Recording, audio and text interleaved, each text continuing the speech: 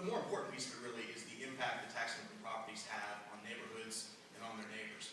There's a very close link between delinquency and abandonment, between delinquency and M&I violations. And as we've recently seen in this tragic loss of 2 firefighters the other week, a real link between delinquency and the failure to maintain properties in safe conditions. So what we did with this series was show just how extreme Philadelphia's problem was. It's far and away the worst in the nation. We're really unique here in that we don't collect property taxes and don't force property owners to either pay up or to sell off their land or to put their land or to take their land into a publicly owned land bank. We're really unusual that way, and not in a good way. So for my money, maybe the coolest part of the series was this map we did, this interactive map, which maps every single delinquent property in Philadelphia, and it's really the only way, I think, to give you the sense of the scale of the problem. Here we go. So each of these dots represents a delinquency, and if you zoom in, as I go here, you'll see that the problem kind of reveals itself.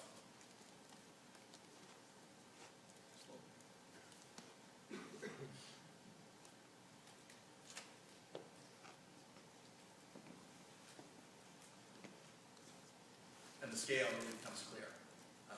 These dots are color-coded, and the red dots, for instance, are properties that are 30 to 40 years tax delinquent. It's pretty overwhelming.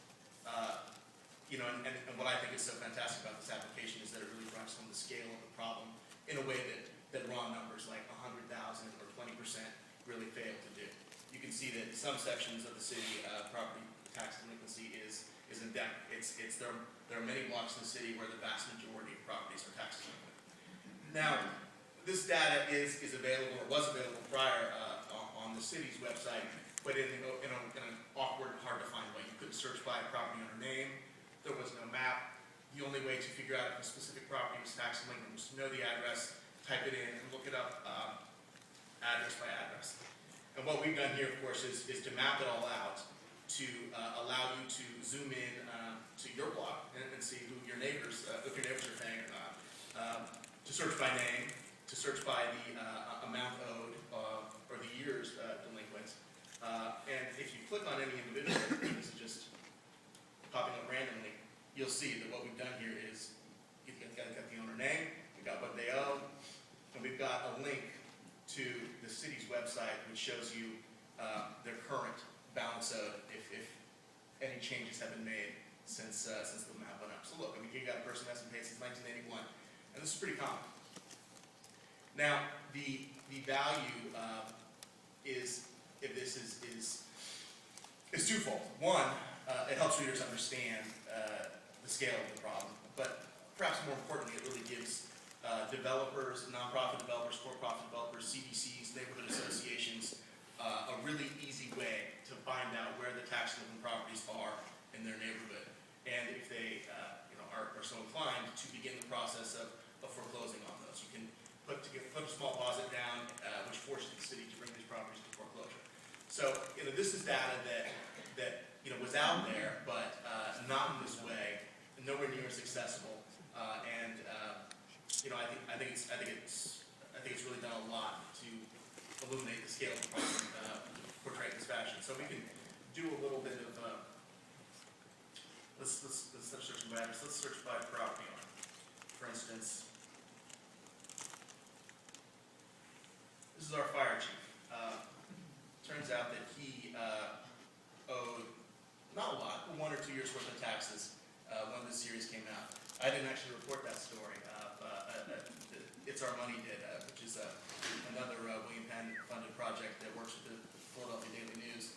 I'm entirely positive, but I believe they found it using this application. So, and that's great. That's exactly what it's there for. So there we go. I mean, it's not a lot of money, but it's something. And so the story got out. And if you click through to the tax balance now, you'll find that Ayers has since paid up. And this data that we have here is only valid through April of last year. We do plan on updating it on an annual basis. But if you click on any individual property, you can go and see the current tax balance on that property. And it looks like he's already past due for 2012 again. So I think that's another story.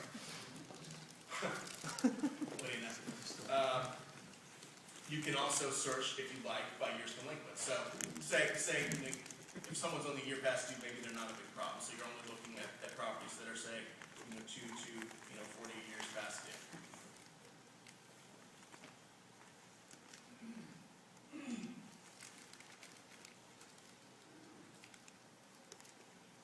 Sorry, still searching for Lloyd Ayers.